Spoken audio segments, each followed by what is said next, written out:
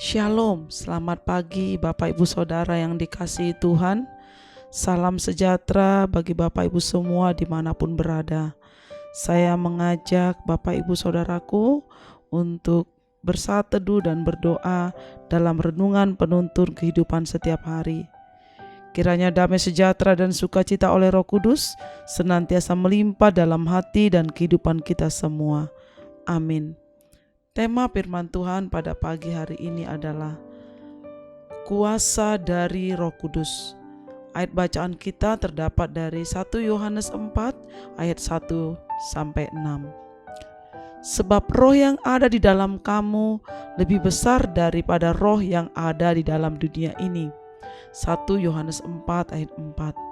Saudaraku, Alkitab menyatakan bahwa dunia sekarang ini sedang lenyap dengan segala keinginannya. Artinya, keinginan daging, keinginan mata, dan keangkuhan hidup. Seperti tertulis dalam 1 Yohanes 2 ayat 16 berkata, sebab semua yang ada di dalam dunia, yaitu keinginan daging, keinginan mata, serta keangkuhan hidup, bukanlah berasal dari Bapa, melainkan dari dunia.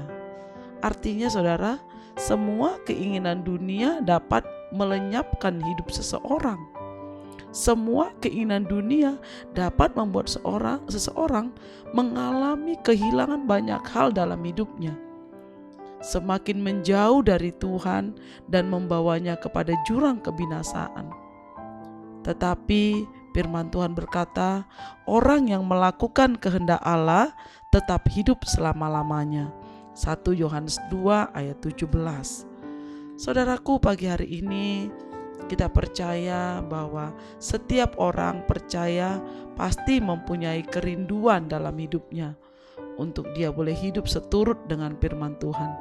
Namun yang seringkali menjadi persoalan adalah roh memang penurut tetapi daging lemah. Matius 26 ayat 41. Ditambah lagi dengan kuatnya arus dunia ini, sehingga kita pun gagal dan gagal lagi untuk hidup dalam kebenaran. Bagi orang percaya yang hidup bergantung penuh kepada Tuhan, bukan saja akan diberi kerinduan untuk melakukan kehendak-Nya, tapi juga diberi kekuatan untuk melakukan kehendak Tuhan, saudaraku. Karena itu, kekuatan itu pasti datangnya dari Roh Kudus, saudara. Karena tanpa Roh Kudus kita tidak akan mampu melakukan kehendak Tuhan. Ia yang akan memampukan dan menguatkan kita untuk melawan arus dunia ini, sehingga kita dapat melawan arus dunia ini dan hidup menurut kehendak Tuhan. Sebab roh yang ada di dalam kamu lebih besar daripada roh yang ada di dalam dunia. Itu ayat yang kita baca di atas tadi, saudara. Artinya bahwa roh Tuhan itu lebih besar dari apapun yang ada di dunia ini, saudara. Jadi kalau kita memiliki roh Tuhan, maka kuasa daripada Roh Kudus itu yang akan memimpin, menuntun kita untuk kita dapat menjalani hidup kita dengan pertolongan Roh Kudus, saudara. Terlebih dalam melakukan firman Tuhan. Karena itu tidak ada alasan bagi kita untuk berkata, aku tidak sanggup, aku lemah, aku tak mampu melakukan ini dan itu. Saudara, karena Roh Kudus yang adalah roh kebenaran akan memimpin kita kepada seluruh kebenaran. Seperti dalam Yohanes 16, saudara, ayat yang ke-13 berkata, tetapi apabila Ia datang, yaitu roh kebenaran, Ia akan memimpin kamu ke dalam seluruh kebenaran. Sebab Ia tidak akan berkata-kata dari dirinya sendiri, tetapi segala sesuatu yang didengarnya, itulah yang akan dikatakannya. Ia akan memberitakan kepadamu hal-hal yang akan datang. Itu firman Tuhan katakan, saudara, sangat jelas bahwa kalau kita memiliki Roh Kudus, maka roh kebenaran itu memimpin kita kepada kebenaran. Saudaraku, di tengah masa pandemi ini, di tengah banyak masalah, kesulitan, pergumulan yang kita hadapi hari-hari ini, baik dalam kehidupan kita, usaha, pekerjaan, bahkan mungkin banyak pelayanan kita yang menghadapi masalah pergumulan, jemaat yang begitu banyak mengalami masalah hari-hari ini saudara. Tapi kita percaya bahwa anak-anak Tuhan diberikannya kekuatan oleh karena pertolongan daripada Roh Kudus.